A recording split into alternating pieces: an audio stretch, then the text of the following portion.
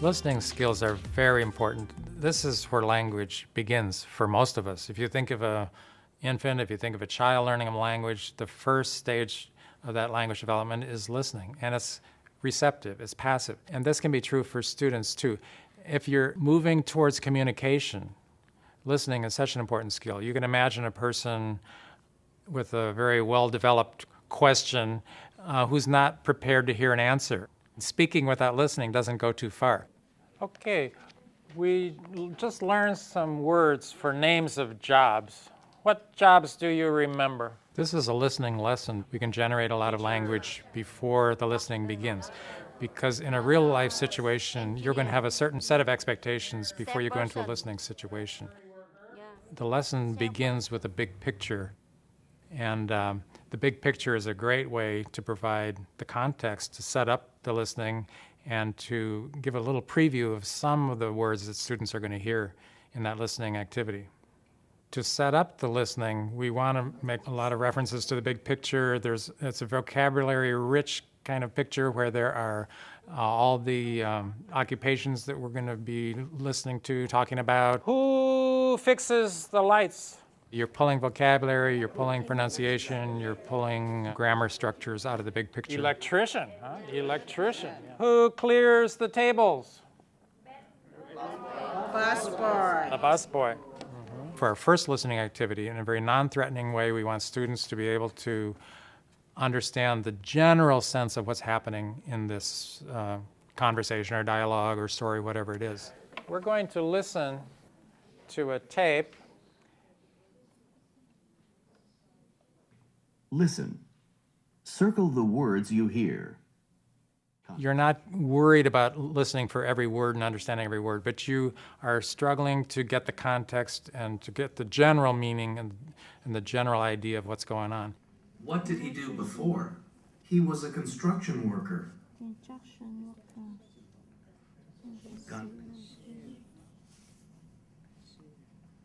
Okay. What words did you hear?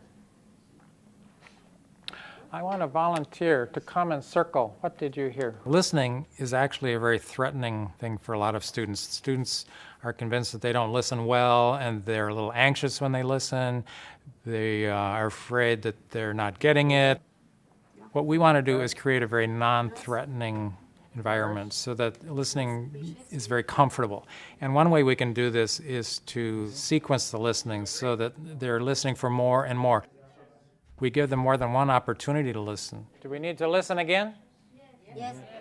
Okay. Let's listen again. Circle the words you hear. Conversation A. What does she do? She's a teacher. Really? Conversation E. What does he do?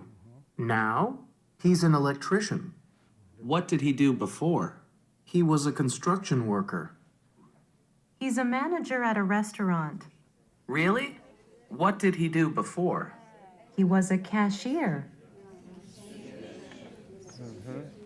Cashier. Okay. Are we okay now? Is this right? No? Which one is wrong? Receptionist. Receptionist? Yeah. No? No. No receptionist. Okay, very good. Let's take this out.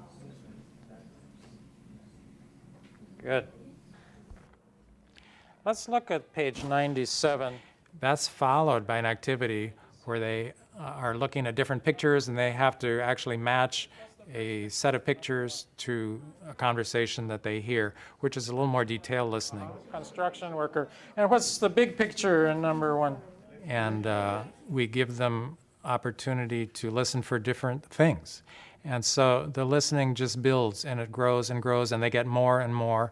And it's okay to listen to something repeated times because they're getting more and more out of it and in a very comfortable way. Electrician. Electrician. Now, we're going to listen to these conversations and you're going to put the letter in the box. A. Listen. Circle the words you hear. Conversation A. What does she do? She's a teacher. Really? What did she do before? She was a waitress. Is it number 1, number 2, number 3, number 4? Number 2. So we're going to put a in the box. Do you understand? All right. How about conversation B? Somebody said number 3. Is this B? Number 5? Maybe we need to listen again. How about conversation C? The last thing I wanted to do was to remind students that they have a CD in the back of their book. Now, in the back of your book,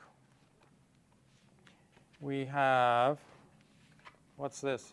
CD. A CD. Okay. And the listening continues because they can take the CD anywhere and they can listen again. I know some students listen to the CD in the car and they're excited to have the CD, and students tell me that they listen at home, they listen in the car. Students will tell me they listen at work, hopefully at break time, and they're developing their listening skills and taking the initiative to work on these skills on their own. There's a certain logical progression in terms of steps for listening. And in my mind, I think of it as before you listen, and then follow-up listening.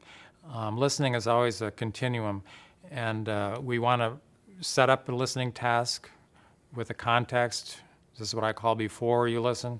And then there's a listening task, which is often a listening for the gist. It's a general listening. And then it moves towards the more detailed, more specific listening, where they listen for specific things.